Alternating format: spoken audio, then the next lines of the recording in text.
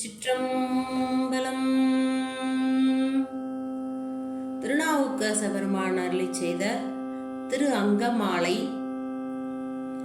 நம் கரணங்கள், உடல் உறுப்புகள் எல்லாம் எதற்காக படைக்கப்பட்டிருக்குன்னு நாம நினைத்து கொண்டிருக்கின்றோமோ அதற்காக படைக்கப்படவில்லை. பின் எதற்காக படைக்கப்பட்டிருக்கின்றது என்று நமது நாவுக்கரச பெருமான் திரு அங்கமாலையில் சிறப்பாக சொல்லியுள்ளார். இந்த திருப்பாடலை திருக்கோயில் வலம் வரும் பொழுதும், நாம் சிவபூசைக்கு ஆயத்தமாகும் பொழுதும், நம்மளுடைய இந்த சீவகரணங்களை சிவகரணங்களாக மாற்றுவதற்குரிய அற்புதமான திருப்பதிகம் திரு அங்கமாலை. இந்த உலகியலை நோக்கி இருக்கக்கூடிய இந்த இந்திரியங்களை இறைவனை நோக்கி திருப்பக்கூடிய பதிகம். தலையிலிருந்து கால் வரைக்கும் எதுக்காக படைக்கப்பட்டிருக்கின்றதுன்னு அற்புதமா சொல்லியிருக்கார் நம்முடைய திருநாவுக்கரச பெருமான். பதிகத்தை பாடி சிந்திப்போமாக. திருச்சிற்றம்பலம்.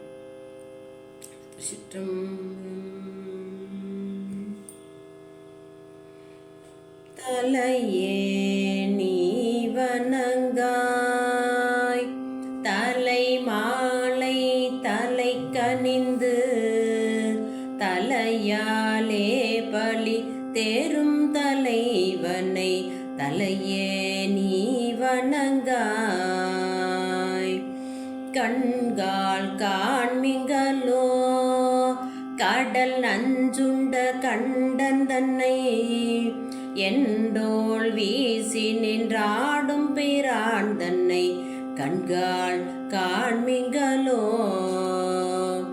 செவிகால் கேண்மிங்களோ சிவன் எம்மிரை செம்பவல, எரிபோல் மேனி பிரான் திறம் எப்போதும் செவிகால் கேண்மிங்களோ.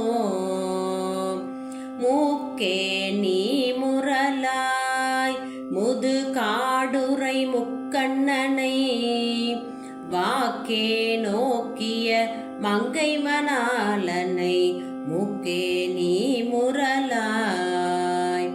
வாயே வாழ்த்து கண்டாய் மத யானை உரி போர்த்து, பேய்வாள் காட்டக தாடும் பிரான் தன்னை வாயே வாழ்த்து கண்டாய்.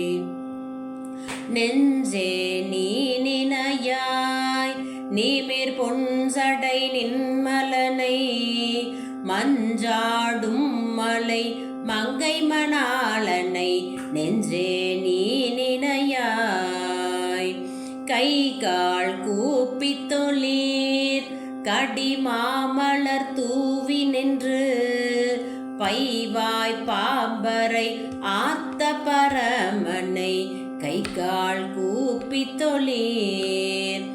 ஆக்க யார் பயன் என் அரண் கோயில் வலம் வந்து, பூக்கையாள் அட்டி போற்றிய நாத இவ் ஆக்க யார் பயன் என் கால்களார் பயன் என் கரை கண்டன் உரை கோயில், கோல கோபுர கோகரணம் சூழா கால்களார் பயன் என். உற்றார் யாருளரோ உயிர் கொண்டு போம்பொழுது, குற்றால துறை கூத்தனலால் நமக்கு உற்றார் யாருளரோ. இருமாந்திரு பண்களோ ஈசன் பல்கண தென்னப்பட்டு, சிறுமானேந்திதன் சேவடி கீழ் சென்றங்கு இருமாந்திரு பண்களோ. தேடி கண்டு கொண்டேன் திருமாலொடு நான்முகனும், தேடி தேடொன்னா தேவனை என்னுள்ளே தேடி கண்டு கொண்டேன். தேடி கண்டு கொண்டேன் திருமாலொடு நான்முகனும், தேடி தேடொன்னா தேவனை என்னுள்ளே தேடி கண்டு கொண்டேன்.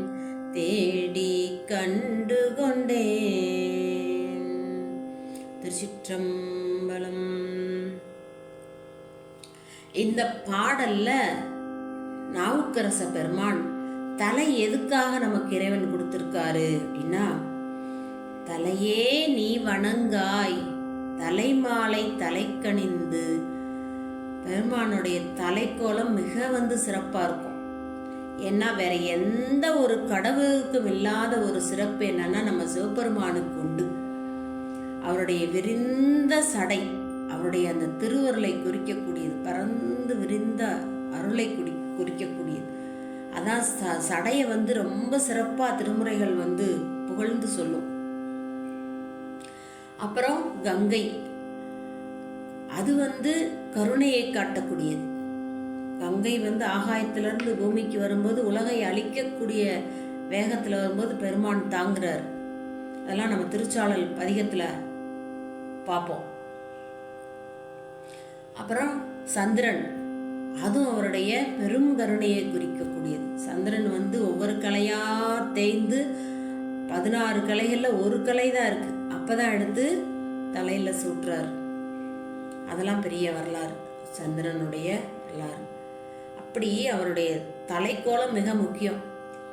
அதான் தலைமாலை தலைக்கணிந்து தலையாலே பழிதேறும் தலைவனை. அப்படி அந்த தலைக்கோல பெருமான் என்ன பண்றாரு, பிரம்மனுடைய கபாலத்தை கையில் வைத்து கொண்டு தலையாலே பழிதேறும் தலைவனை, உங்களுடைய ஆணவங்கள்லாம் இதுல போடுங்க அப்படின்னு பழி கேட்கிறாராம் சாமி. பிச்சை கேட்கிறார். பிரம்மாவுடைய அந்த ஓடு, தலையோடு, பிரம்மாவுக்கு ஆணவம், பெருமானுக்கும் 5 தலை, நமக்கும் 5 தலை இருக்கு, நம்ம 2 பேரும் சமந்தான அப்படின்னு நினைக்கிறார். 4 திசைகளுக்கும் 4 முகம், மேல ஒரு முகமா இருக்கு. அப்பதான் சாமி அந்த மேல உள்ள முகத்தை கிளிறார். அந்த கபாலம் தான் கையில வைத்து கொண்டிருக்க, பிரம்ம கபாலம். அதை வைத்து கொண்டுதான் என்ன பண்றாரு, உங்களுடைய ஆணவங்கள்லாம் அதுல போடுங்க அப்படின்னு கேட்கிறாரு. வேற ஒன்றும் பிச்சை கேட்கல நம்மகிட்ட, அதுதான் கேட்கிறார். தலைமாலை தலைக்கணிந்து தலையாலே பழிதேறும் தலைவனை தலையே நீ வணங்காய். அதான் வாழ்த்த வாயும் நினைக்க மடநெஞ்சும் தாழ்த்த சென்னியும் தந்த தலைவனை. பெருமானை வணங்குவதற்காகவே இந்த தலையை கொடுத்திருக்காரு, சென்னிய. அதுதான் நம்ம புரிந்து கொள்ளணும். திருக்கோயிலுக்கு சென்றா பெருமானை தலை குனிந்து வணங்க வேண்டும். கண்கால் காண்மிங்களோ கடல் நஞ்சுண்ட கண்ணன் தன்னை. இந்த கண்கள்லாம் எதுக்கு படைத்திருக்காரு தெரியுமா சாமி?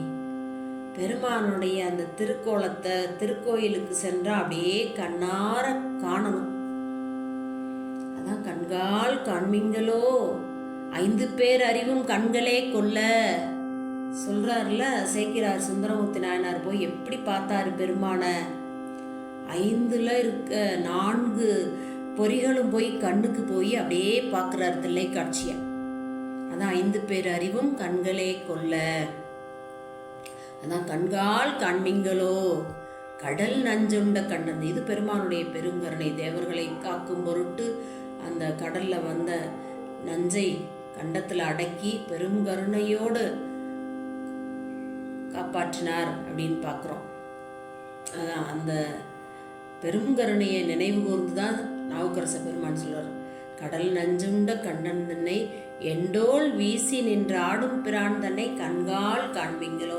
8 தோள்கள் பெருமானுக்கு, 8 தோள்களையும் வீசி நின்று ஆடுகிறார். எதற்காகன்னா இந்த உலகமெல்லாம் அப்பதான் இயங்கும், நாமெல்லாம் அப்பதான் இயங்க முடியும். பெருமான் ஆடலைன்னா என்ன ஆகும்? எல்லாம் நின்று விடும். பெருமான் இருதயத்தானத்தில் ஆட போய் தான் நம்மளுக்கு இருதயம் இயங்குது. நம்மளுக்கு லாடத்தானம்னு சொல்லக்கூடிய உருவமத்தி அங்க இருக்காரு பெருமான், உச்சி தளத்துல இருக்காரு சகசரத்துல. இதெல்லாம் நம்மளை இயக்குறதுக்கு அப்படியே பெருமான் ஆட போய் தான் நம்ம ஆடிக்கிட்டு இருக்கோம். அதை தான் நாவுக்கரசு பெருமான் சொல்லியிருக்கார். மூக்கே நீ முரலாய் முதுக்காடுரை முக்கண்ணனை வாக்கே நோக்கிய மங்கை மணாளனை முக்கே நீ முரலாய். நம்மளுடைய சுவாசமெல்லாம் பெருமான நினைத்து தான் இருக்கணும், உலகியலை நினைத்து இருக்கக்கூடாது அப்படின்னு சொல்றார். என்னோட பேச்சு மூச்செல்லாம் பெருமானுக்கே என்னுடைய சுவாசம் அப்படின்னு சொல்கிறோம்ல. இப்போ தியாகராஜ பெருமான் வரும்போது ஒரு அஜபா நடனம் ஆடுவார் அப்படின்னு நம்ம பார்க்குறோம். அது நம்மளோட மூச்சு காற்று எப்படி உள்ளே போய் போய் வருதோ அந்த மாதிரி அந்த ஆடுவார். பெருமான் இல்லைன்னா அந்த நம்ம இயக்கம் இல்லை. அதுதான் அந்த நம்மளுடைய மூச்சு காத்துலேயும் பெருமான் கலந்துருக்காரு, எல்லாத்துலேயும் கலந்துருக்காரு. அதான் முக்கே நீ முரலாய் முதுக்காடுரை முக்கண்ணனை வாக்கே நோக்கிய மங்கை மணாலனை. அந்த அம்மை பெருமானுடைய வாயிலிருந்து என்ன வருதுன்னு பெருமான் அப்படியே அவர் என்ன சொல்றாருன்னு வாக்கே நோக்கிய மங்கையாம். அம்பாளுக்கு பேர் சொல்றாரு நாவுக்கரசர். வாக்கே நோக்கிய மங்கை, பெருமானுடைய திருவாயிலிருந்து என்ன வருதுன்னு அப்படியே பார்த்துக்கிட்டு இருப்பாளாம் அம்பா. ஞானசம்பந்தருக்கு பாலக்குடு அப்படின்னு சொன்னோடனே கொடுக்குறாங்கல்ல உமையம்மை, அதுதான் வாக்கே நோக்கிய மங்கை. பெருமான் என்ன சொல்றாரு அருள் செய்யறதுக்குன்னு அப்படியே பெருமானுடைய வாக்க நோக்கி அப்படியே இருப்பாங்க. வாக்கே நோக்கிய மங்கை மணாலனை முக்கே நீ முரலை. சுவாசமெல்லாம் பெருமானை பற்றி தான் இருக்கணும், அவரை தான் சுவாசிக்கணும். அடுத்து என்ன சொல்றாரு? வாயே வாழ்த்து கண்டாய் மத யானை உரிபோர்த்து பெய்வாள் காட்டகத்தாடும் பிரான் தன்னை வாயே வாழ்த்து கண்டாய். அட்ட விரட்ட தலங்கள்ல வலுவூர் விரட்டம், அந்த விரட்டத்தில் 8 வீர செயல்கள் பெருமான் செய்ததில் அது முக்கியமான ஒரு வீர செயல். அதெல்லாம் நம்ம ஒவ்வொரு தலைப்பில் நம்ம சிந்திப்போம். அதுங்க தான் மத யானையை உரிக்கிறார். மதம் பிடித்த யானையுடைய தோலை உரித்து போர்த்து கொள்கின்றார். அதுதான் ஆணவம், ஆணை. பெரிய யானையை உருவப்படுத்தினாலே அது ஆணவத்துடைய அந்த உருவகம். அதோட தோலை உரிக்கின்றார் அப்படிங்கும்போது ஆணவத்தை விளக்குகின்றார் அப்படின்றதான். மதையானை உரி போர்த்து பேய்வாள் காட்டகத்தாடும் பிரான், பேய்வெல்லாம் வாழக்கூடிய காட்டகத்தில் ஆடிக்கொண்டிருக்கின்றார். ஏன் மற்ற கடவுள்கள்லாம் பேய் இருக்கக்கூடிய இடத்துல ஆட மாட்டாங்க, பெருமான் மட்டும்தான் இருப்பார். ஏன்னா தோற்றமும் அவர்தான், முடிவும் அவர்தான். அங்கதான் எல்லாரும் போகணும், அதனால அங்கேயும் இருக்கார். இப்ப திருக்கோயிலுக்கு வர முடியாதவங்க எல்லாம் என்ன பண்ணுவாங்க? சுடுகாட்டுக்கு போய் தான், வேற வழியே கிடையாது. தோன்றிய உயிர்கள் எல்லாம் அழிந்தே ஆகும். உயிர்கள் அழியாது உடம்பு. உயிர்கள் அனாதி பொருள், அழியாத பொருள். முப்பொருள் அழியாதது. பதி பசு பாசம் என்று சொல்லக்கூடிய 3 பொருள்கள். பதி இறைவன், பசு நாம உயிர் கூட்டம், பாசம்ன்றது நம்மளை கற்றி இருக்கக்கூடிய கட்டு, ஆணவம் கண்மம் மாயைங்கிறது. இதுல உடம்பு பெருமான் வினைக்கேற்ப கொடுத்துக்கிட்டே இருப்பார். அடுத்து அடுத்து அடுத்து அடுத்து வினைக்கேற்ப உடம்பு, நம்ம செய்யக்கூடிய வினைக்கேற்ப உடம்பு. எந்த உடம்பு கிடைக்கும் அப்படின்ற நம்மளோட வினை காரணமாக கிடைக்கும். அந்த வகையில் வாயே வாழ்த்து கண்டாய் மதையானை உரிபோர்த்து பெய்வாள் காட்டகத்தாடும் பிராந்தனை வாயே வாழ்த்து கண்டாய். நீ வாழ்த்த வாழ்த்த வாழ்த்த வாழ்த்த என்ன ஆகும் அப்படின்னா உன்னுடைய வினை கழியுது. அதுதான் தொல்வினை தீர்தல் எளிதாமேம்பர் ஞானசம்பந்தர். வினை கழியணுமா? திருமுறை ஓதுங்க, நமச்சிவாய பதிகம் பாடுங்க, சிவபுராணம் பாடுங்க, திருமுறைகளை பாடுங்க, வினை கழியும். திண்ணம், சத்தியம், உண்மை அப்படின்றான். அப்புறம் என்ன சொல்றாரு? நெஞ்சே நீனைய, நெஞ்சே நீ நினையாய் நிமிர் புன்சடை நின்மலனை மஞ்சாடும் மலை மங்கை மணாலனை நெஞ்சே நீ நினையா. இந்த நெஞ்சம் யாருக்காக தெரியுமா? உனக்கு தான். நெஞ்சம் உமக்கே இடமாக வைத்தேன், நினையாது ஒருபோதும் இருந்தறியேன் அப்படிம்பார். இதெல்லாம் நம்மளுடைய நெஞ்சத்துக்கு, நம்மளுடைய கண்களுக்கு, நம்மளுடைய மூக்குக்கு, நம்மளுடைய தலைக்கு, நம்மளுடைய வாய்க்கு, ஒவ்வொரு உறுப்புகளுக்கும் சொல்றார். செவிகால் கேண்மிங்களும். இந்த செவிகள்ல எதுக்கு இருக்கு தெரியுமா? இறைவனுடைய புகழை கேட்பதற்காக தான் இருக்கு. சிவன் எம்மிரை செம்பவள எரிவோல் மேனி பிரான் திறம் எப்போதும் செவிகால் கேண்மீங்களோ. நீங்க எந்த நேரமும் இந்த செவியில இறைவனுடைய புகழ் புகழை கேளுங்கள். ஏன்னா இதுக்கு நீங்கள் ஒன்றும் சிரமப்பட வேண்டியதில்லை. இப்பெல்லாம் நிறைய இணையதளத்தில் பெரிய பெரிய ஓதுவா மூர்த்திகள், சித்தாந்த ஆசிரியர்கள் பேசுறது பாடுறது வந்துக்கிட்டே இருக்கு. நம்ம மனதுக்குள்ள மந்திரங்களை ஓட வைக்கலாம், அது ஒரு பயிற்சி. காதால கேட்கறது ஒரு காது தான் கேட்டல் தான் முதல். 4 நிலைகளில் கேட்டல், சிந்தித்தல், தெளிதல், நெட்டை கூடுதல் அப்படின்னு சொல்லுவாங்க. அதில் தான் முதல்ல கேட்டல் தான் முதல்ல முக்கியம். அதனால தோடுடைய செவியன் அப்படின்னு முதல்ல தோடு அணிந்த காதை சிறப்பித்து சொல்றார். அதனால அந்த செவிகால் கேண்மிங்களோ சிவன் எம்மிரை செம்பவள எரிபோல் மேனி பிரான் திறம். பெருமானுடைய அந்த மேனி எப்படி இருக்கு? எரிபோல் மேனி. அண்ணாமலையார நினைக்கும்படியாக அப்படியே சொல்லியிருக்கார். அவருடைய அந்த திறத்தை எப்போதும் செவிகால் கேண்மிங்களோ, எந்த நேரமும். ஏன்னா விட்டோம்னா போயிடும். உலகியலுக்கு வந்தானா உலகியல் பற்றி கொள்ளும், இறையியலுக்கு போனோம்னா இறையியல் பற்றி கொள்ளும். அதனால தான் அவங்க இமைப்பொழுதும் எப்பொழுதும் அப்படின்லாம் அந்த வரிகளை போட்டிருக்காங்க நம்மளுக்காக. அவங்க எப்பொழுதும் அந்த நிலையில தான் இருக்காங்க. நம்மளுக்காக ஆன்மாக்கள் ஓய்வு பெறும் பொருட்டு தான் போடுறாங்க. அப்புறம் கைகால் கூப்பி தொழில். இந்த கைகள்லாம் எதுக்கு இருக்கு தெரியுமா? இறைவனை கூப்பி தொழுவதற்காக தான் இருக்கிறது.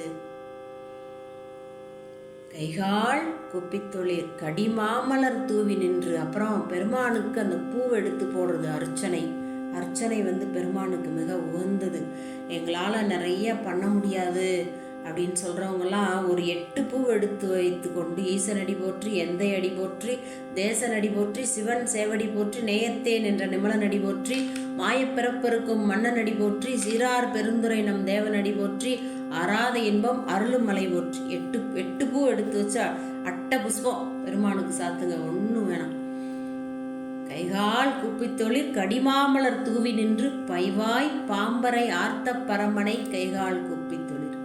அவர் எதை ஆபரணமாக அணிந்திருக்காருன்னா அந்த நாகத்தை தான் ஆபரணமாக அணிந்து கொண்டிருக்கின்றார். வேற எந்த கடவுளும் நாகத்தை ஆபரணமாக அணிந்திருக்காருன்னா இல்லை, பெருமான் மட்டும்தான் அணிந்து கொண்டிருக்கின்றார்.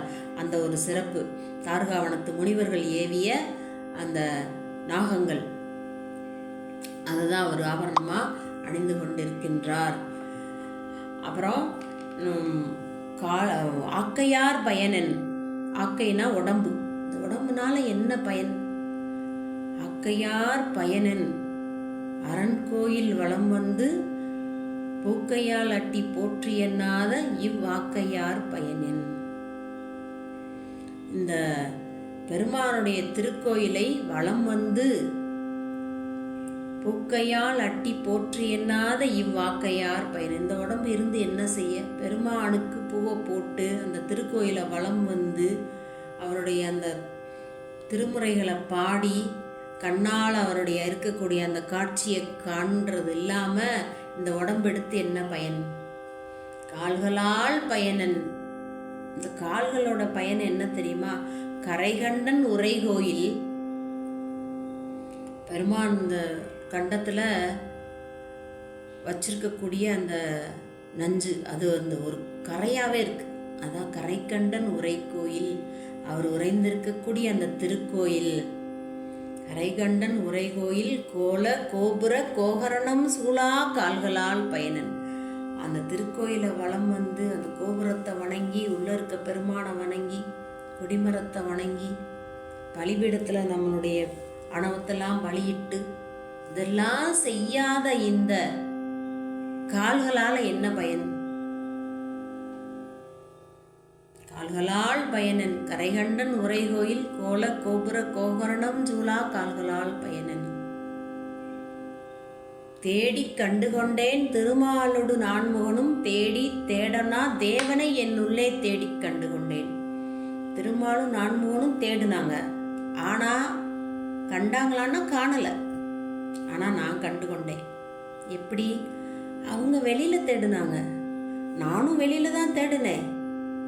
ஆனா அவங்க கண்டுபிடிக்க முடியல, நான் கண்டுபிடித்து விட்டேன். யாரால சொல்ல முடியும் பாருங்க? எங்க இருக்கான் அப்படின்னா எனக்குள்ளதான் இருந்திருக்கான். தேடி கண்டுகொண்டேன் திருமாலோடு நான் முகனும் தேடி தேட நான் தேவனை என் உள்ளே தேடி கண்டுகொண்டேன்கிறார். எனக்குள்ளதான் கடைசியில இருந்திருக்கான், வெளியில இல்லை. அதான் உள்ள பாருங்க சாமிய. வெளியில திருக்கோயில்ல பார்க்கணும், அப்புறம் என்ன பண்ணணும், தனக்குள்ள பார்க்கணும். வெளியில பார்த்த பெருமான தனக்குள்ளே பார்க்க வேண்டும். அதான் சொல்றார், உள்ளே கண்டுகொண்டேன் சொல்றார். தேடி கண்டுகொண்டேன் திருமாலோடு நான்முகனும் தேடி. அவங்க 2 பேருமே பார்க்க முடியல, ஆனா நான் பார்த்துட்டேன். திருமாலோடு நான்முகனும் தேடி தேட நான் தேவனை என் உள்ளே தேடி கண்டுகொண்டேன். அதுக்கு முதல்ல சொல்றார், இருமாந்து இருப்பன்களோ ஈசன் பல்கணத்து எண்ணப்பட்டு சிறுமானேந்திதன் சேவடி கீழ் சென்றங்கு இருமாந்து இருப்பன்களோ. எல்லாருக்குமே சிவத்தை வணங்க வணங்க ஒரு இருமாப்பு வரும். நாங்கள்லாம் சிவன் அடியார்கள், சிவபெருமானை தவிர யாரையும் வணங்க மாட்டோம், சிவபெருமானுடைய அடியவர்கள் நாங்கள் அப்படின்னு அந்த ஒரு இருமாப்பு. அதான் இருமாந்திருப்பன்களோ ஈசன் பல்கணத்து எண்ணப்பட்டு சிறுமான் ஏந்திதன், அந்த மான் மழு வைத்து கொண்டிருக்கு. அவருடைய சேவடி கீழ் திருவடி கீழ் சென்று அங்கு இருமாந்திருப்பன்கள். பா, பெருமானுடைய திருவடிக்கு வந்துட்டோம், திருவடியை அடைஞ்சிட்டோம். அப்படி ஒரு இருமாப்பு. ஏன்னா இனி நம்ம உலக வாழ்க்கையில உழல வேண்டியது இல்லை அப்படின்னு ஒரு இருமாப்பு வருமா. அதான் சொல்றாரு, இருமாந்து இருப்பன்களோ ஈசன் பல்கணத்து எண்ணப்பட்டு. அவருடைய கணங்கள் இருக்கு, பூத கணங்கள், அந்த எண்ணிக்கையிலையும் நம்ம சேர்ந்துடுறோம் அப்படின்னு சொல்றாரு. சிறுமான் ஏந்திதன் சேவடி கீழ் சென்று அங்கு இருமாந்து இருப்பன்களோ. பெருமானுடைய திருவடிக்கு கீழே போன பிறகு வேற என்ன வேணும்? அதுதான் பேரின்ப நிலை, ஆனந்தம், பேரானந்தம். அதுக்கப்புறம் ஒன்றும் தேவையில்லை. அதுக்கு முதல்ல ஒரு வரி சொல்றார், உற்றார் யாருள்ளரோ உயிர் கொண்டு போகும் பொழுது. உயிரோடு இருக்கும் பொழுது பல சொந்தங்கள் வரும், பந்தங்கள் வரும், நட்பு வரும், உறவினர் எல்லாம் இருப்பாங்க. ஆனா உயிர் போகும்போது யாரும் வரமாட்டாங்க. அப்ப யாராவது வருவாங்களா? யாரும் வரமாட்டாங்க. அப்ப யார் வருவாங்க அப்படின்னா பெருமான் தான் வருவார். அதான் அங்க இருக்கார், பெய்வாள் காட்டகத்தாடும் பிரான் தன்னை நெஞ்சே நீ நினையாய் சொன்னார்ல, அவர் தான் வருவார். அப்பா நீ பயப்படாத, நான் இருக்கேன் உனக்கு துணைக்கி அப்படின்னு இந்த ஆன்மாவுக்கு, இந்த உயிருக்கு ஆசுவாசப்படுத்துவார். பயப்படாத, இரு, நான் இருக்கேன் உனக்கு அப்படின்னதான். குற்றாலத்துறை கூத்தனல்லால் நமக்கு உற்றார் யாருள்ளரோ. நமக்கு உறவு சொல்லக்கூடிய வகையில பெருமான் தான், குற்றாலத்தில் இருக்கக்கூடிய பெருமான் தான் இருக்காரு அப்படின்னு சொல்றாரு. இந்த மாதிரி பாடல்கள்லாம் நம்ம சிந்திக்க சிந்திக்க சிந்திக்க தான் நமக்கு ஒரு தெளிவு கிடைக்கும். ஓ, திருமுறைகள்ல இவ்வளவுலாம் இருக்கா, நம்ம அருளாளர்கள் இப்படியெல்லாம் பாடியிருக்காங்களா, இதெல்லாம் எதுக்காக பாடியிருக்காங்க? நமக்காக தான் பாடியிருக்காங்க. நாம ஓய்வு பெற வேண்டும், இந்த ஆன்மா ஓய்வு பெற வேண்டும். இந்த உலகியல் எல்லாமே பொய்ப்பொருள், பெருமானுடைய திருவடி தான் மெய், அது அப்படின்னு நம்ம உணரணும். அதுக்காக தான் இந்த திருமுறைகளும் இந்த நம்ம சாத்திரங்களும், நம்மளுடைய தோத்திரமும் சாத்திரமும் அதே தான் சொல்லும். பெருமானுடைய திருவடி தான் உண்மை, மற்ற எல்லாம் பொய் அப்படின்னு இதை உணர்வதற்காக தான் நமக்கு இந்த பாடு. திருச்சிற்றம்பலம். நவக்கரச பெருமானுடைய அந்த திரு அங்கமாலை என்ற திருப்பதியத்தை ஓதி நாம் பொருள் சிந்தித்து கொண்டிருக்கின்றோம். தொடர்ந்து நாம் பதிகங்கள் பாடி பொருள் சிந்திக்க இருக்கின்றோம். அடியார்வர் மக்கள் நமது ஏகன் சேனலை சப்ஸ்கிரைப் செய்து வைத்துக் கொள்ளுமாறு அன்போடு கேட்டுக்கொள்கின்றேன். திருச்சிற்றம்பலம். தென்னாடுடைய சிவனே போற்றி, எந்நாட்டவர்க்கும் இறைவா போற்றி.